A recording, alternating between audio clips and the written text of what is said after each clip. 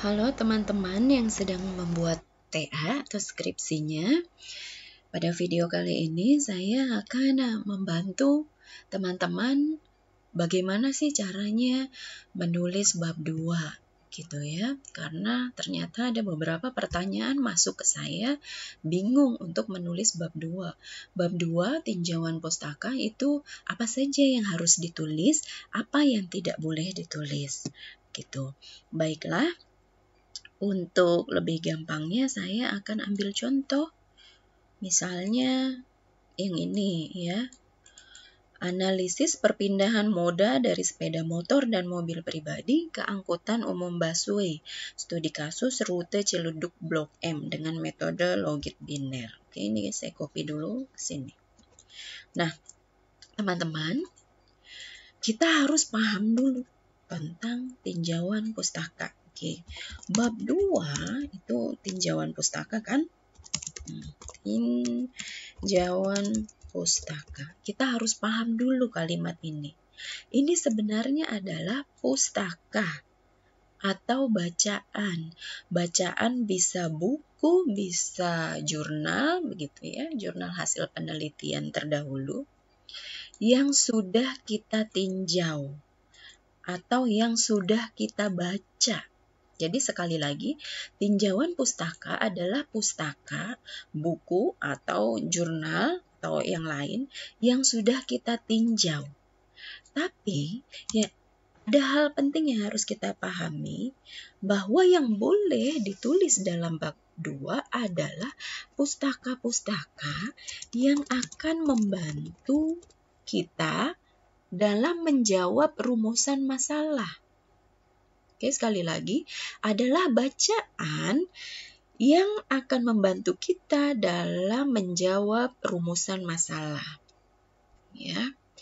Yang teorinya atau rumusnya atau metodenya atau standarnya kita pakai untuk menjawab research question atau rumusan masalah. Gitu ya. Sehingga teori-teori atau metode-metode yang nantinya kita tidak pakai untuk menyelesaikan penelitian kita tidak usah ditulis di bab 2 begitu. Oke? Karena teman-teman harus ingat bahwa menulis TA, ini teman-teman lagi menulis TA atau skripsi, itu bukan lagi menulis buku, ya. Harap diingat kalau teman-teman misalnya lagi menulis buku, bukunya berjudul transportasi, maka boleh saja teman-teman menulis tentang transportasi perkotaan, transportasi luar kota, kemudian bagaimana cara menganalisa operasional ruas jalan, menganalisa simpang, bagaimana mengatur persimpangan, kemudian teman-teman mungkin boleh juga menulis tentang bagaimana mengatur durasi lampu lalu lintas, lampu merah, kuning, hijau, berapa detik masing-masing, begitu kan? Tapi berbeda kalau menulis TA, ya, itu tadi menulis buku. Semua boleh teman-teman masukkan ke dalam buku yang teman-teman lagi tulis, yang berkenaan dengan transportasi. Tapi menulis TA di bab 2 hanya boleh menulis yang teori atau rumusnya atau metodenya atau standarnya dipakai untuk menjawab rumusan masalah kita. Begitu. Oke? Ya. Kemudian, jadi teman-teman dalam menulis bab 2, sebaiknya teman-teman menulis dulu atau merancang dulu kerangkanya. Ya. Kerangka itu maksudnya apa sih yang akan saya tulis nanti di bab 2? Sebaiknya teman-teman buat dulu sehingga pas menulis tidak ada yang lupa, tidak ada yang terlewat atau tidak ada yang keluar dari koridor gitu ya. Sebagai contoh kasus yang ini. analisa perpindahan moda dari sepeda motor dan mobil pribadi ke angkutan umum. Begitu ya, dengan metode logit biner. Maka kita boleh menulis tentang moda transportasi. Gitu. Kemudian kita boleh menulis lagi mengenai moda transportasi, begitu ya. Yang pertama. Kemudian kita boleh menulis lagi tentang ini dia. Mass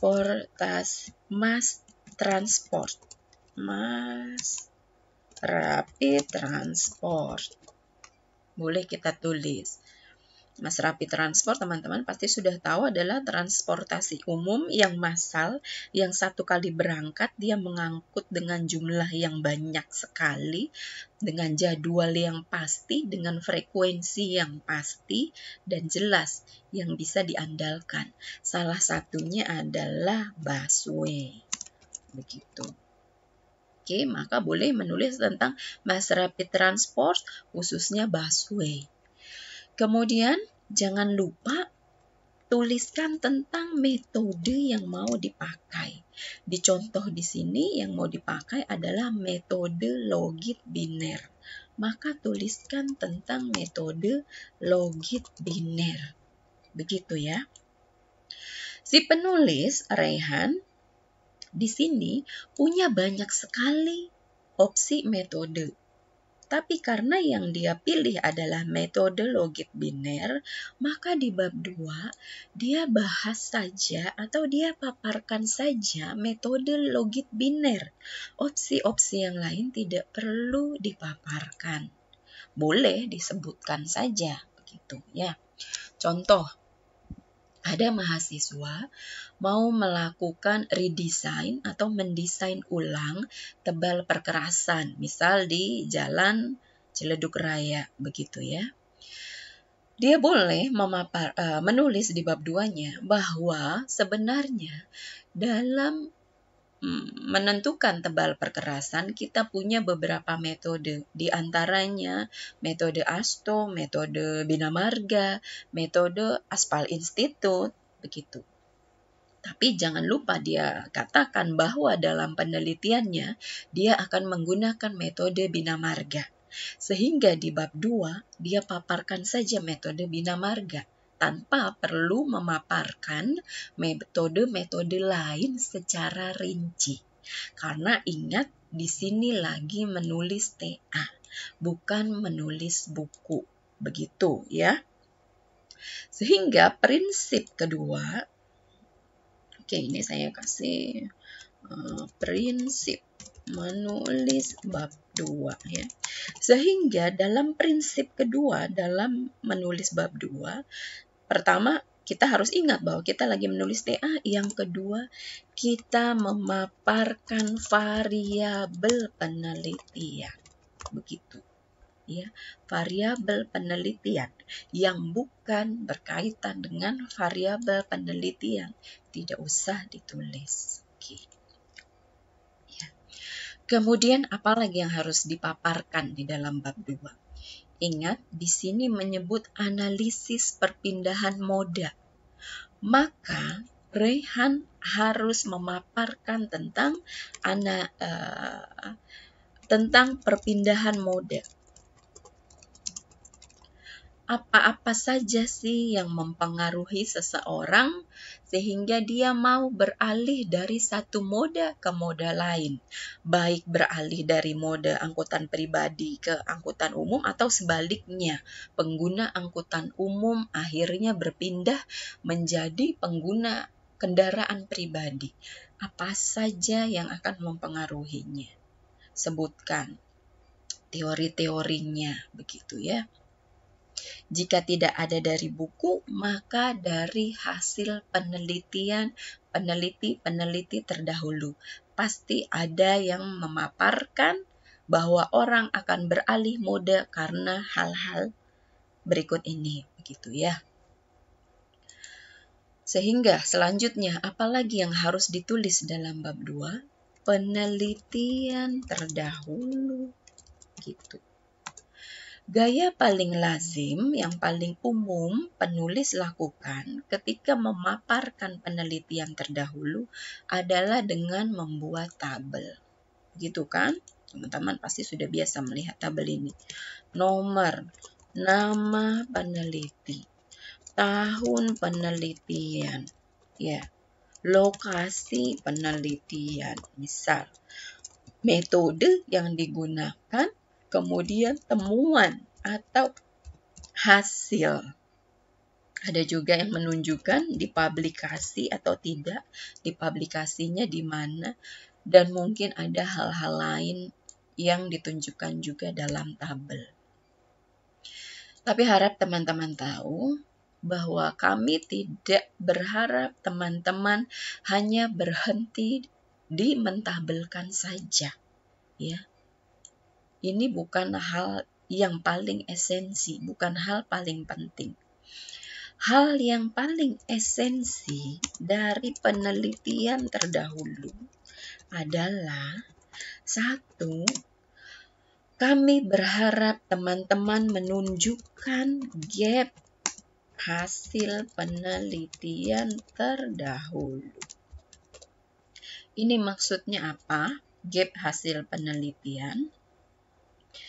Ya, ini maksudnya adalah misal ada si A melakukan penelitian tentang pengaruh fare atau tarif pesawat terbang terhadap jumlah penumpang. Si A melakukan penelitian dan menemukan hasil bahwa tarif berpengaruh dan signifikan. Kemudian dalam waktu yang tidak terlalu lama, si B melakukan penelitian yang sama, tapi mendapat hasil yang berbeda. Ini hanya contoh, sekedar contoh. Hasil penelitian si B mengatakan tarif tidak berpengaruh terhadap jumlah penumpang. Nah, ini adalah gap. Yang satu bilang iya berpengaruh, yang satu hasilnya tidak berpengaruh. Ya. Di lokasi penelitian yang bisa saja sama, bisa saja berbeda. Begitu, dengan waktu yang berdekatan gitu. Atau tidak terlalu beda. Ini adalah esensi dari mengkaji penelitian terdahulu, esensi yang pertama.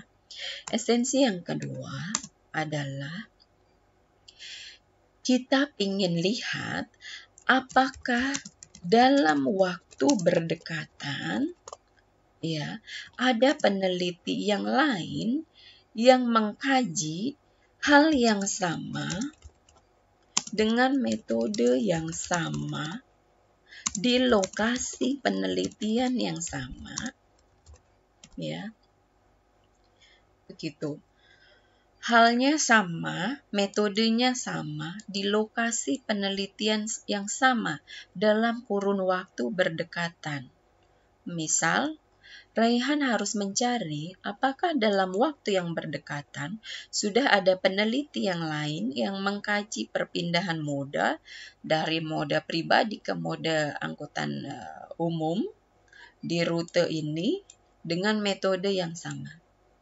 Jika sudah ada yang sama, yang sudah duluan melakukan penelitian, maka Raihan tidak boleh lagi mengkaji hal ini kecuali Raihan mengganti metodenya atau rutenya, begitu, atau modanya, begitu ya. Kurun waktunya berapa lama? Ada beberapa petunjuk yang menetapkan sampai 5 tahun, ada yang bilang sampai 10 tahun. Maka dalam rentang 5 tahun ke belakang, kalau Raihan menemukan kajian yang sama, maka Raihan harus mengganti metodenya, atau rutenya, atau modanya. Begitu. Sehingga tidak dikatakan plagiat. Oke? Ini esensi yang kedua. Nah, esensi yang ketiga itu apa? Esensi yang ketiga, kami berharap teman-teman sudah membaca misalnya 10 jurnal peneliti terdahulu agar terbentuk hipotesa. Membentuk hipotesa baik dalam benak teman-teman sendiri atau teman-teman tuangkan di bab 2. Hipotesa penelitian ini setelah mengkaji pustaka-pustaka dan penelitian terdahulu adalah begitu, ya. Apa itu hipotesa? Dugaan sementara. Karena saya yakin yang namanya penelitian, dalam benak si peneliti dia sudah tahu, dia sudah punya dugaan sementaranya. Dugaan sementara atau hipotesa terbentuknya dari mana? Dari membaca penelitian terdahulu dan membaca pustaka-pustaka yang lain. Itulah esensi dari tinjauan pustaka atau penelitian terdahulu. Sehingga teman-teman dalam memaparkan penelitian terdahulu di bab 2, jangan berhenti dengan mentabelkan saja, tapi harus diuraikan. Penelitian terdahulu harus diuraikan atau dipaparkan dalam bentuk paragraf. Begitu ya, namanya juga uraian, berarti paragraf. Paragraf itu menceritakan apa saja? Menceritakan siapa menulis atau mengkaji apa, di mana, menggunakan metode apa, dan hasilnya bagaimana. Kemudian bentrok atau tidak dengan peneliti yang lain. Kaji juga atau uraikan juga bahwa setelah membaca penelitian terdahulu, belum ada yang melakukan penelitian yang sama dengan rancangan penelitian yang akan dilakukan teman-teman. Uraikan juga sehingga hipotesa yang teman-teman tarik setelah mengkaji penelitian terdahulu dan mengkaji pustaka-pustaka yang lain, apa penelitian yang bisa ditarik. Oke, saya harap teman-teman paham bahwa memaparkan penelitian terdahulu tidak berhenti sampai di tabel saja, tapi diuraikan sampai terbentuk hipotesa. Seperti itu, ya. Dan juga untuk mendukung tinjauan pustakanya. Begitu. Sehingga kalau teman-teman tidak menemukan teori tentang perpindahan moda di buku transportasi manapun, akan teman-teman temukan di jurnal yang teman-teman baca. Begitu. Oke. Sampai di sini saya harap teman-teman yang belum menulis bab 2, yang masih bingung, sudah mulai dapat petunjuk. Teman-teman bikin dulu kerangkanya, baru mulai menulis setelah punya kerangka. Nah, bagi teman-teman yang sudah selesai menulis bab 2, harap diperiksa kembali apakah bab 2-nya sudah tepat atau masih ada teori-teori yang melenceng yang sebenarnya tidak kita gunakan untuk menjawab research question kita. Kalau ada yang tidak perlu, maka itu sebaiknya dikeluarkan. Begitu. Dan saya yakin ada teman-teman yang belum menguraikan hasil penelitian terdahulu. Oke. Jadi selamat menulis bab 2, selamat memperbaiki bab 2-nya. Selanjutnya, saya akan membuat video tentang bagaimana mensitasi yang benar. Oke teman-teman, sampai jumpa di video selanjutnya. Saya harap dalam wabah COVID ini, walaupun kita tidak bisa berjumpa, tapi teman-teman bisa tetap semangat dalam melakukan penelitiannya, dan video-video saya mudah-mudahan bisa memberi petunjuk yang lebih baik. Oke? Selamat melakukan penelitian. Tetap semangat.